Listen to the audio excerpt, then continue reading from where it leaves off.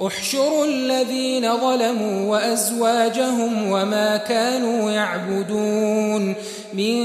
دون الله فاهدوهم إلى صراط الجحيم وقفوهم إنهم مسؤولون ما لكم لا تناصرون بل هم اليوم مستسلمون وأقبل بعضهم على بعض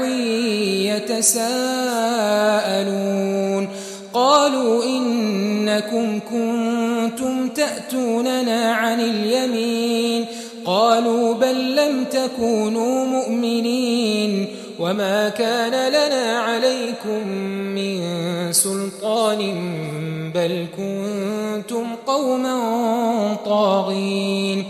فحق علينا قول ربنا إنا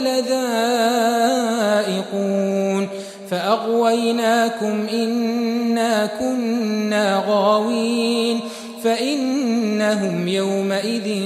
في العذاب مشتركون إنا كذلك نفعل بالمجرمين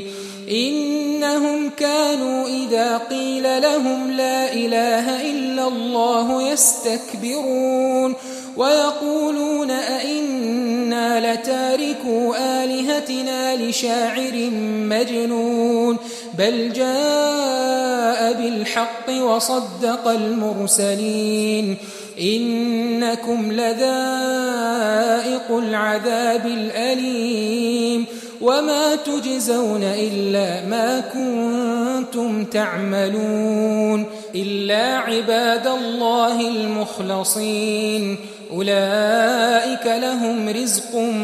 معلوم فواكه وهم مكرمون في جنات النعيم على سرر متقابلين يطاف عليهم بكأس من معين بيضاء لذة للشاربين لا فيها غول ولا هم عنها ينزفون وعندهم قاصرات الطرف عين كأنهن بيض مكنون فأقبل بعضهم على بعض يتساءلون قال قائل منهم إني كان لي قرين يقول أئنك لمن المصدقين أئذا متنا وكنا ترابا وعظاما أئنا لمدينون قال هل أنتم مطلعون فاطلع فرآه في سواء الجحيم قال تالله إن كدت لتردين ولولا نعمة ربي لكنت من المحضرين أفما نحن بميتين إلا موتتنا الأولى وما نحن بمعذبين إن هذا لهو الفوز العظيم لمثل هذا فليعمل العاملون أذلك خير نزلا أم شجرة الزقوم إنا جعلناها فتنة للظالمين إنها شجرة تخرج في أصل الجحيم طلعها كأنه رؤوس الشياطين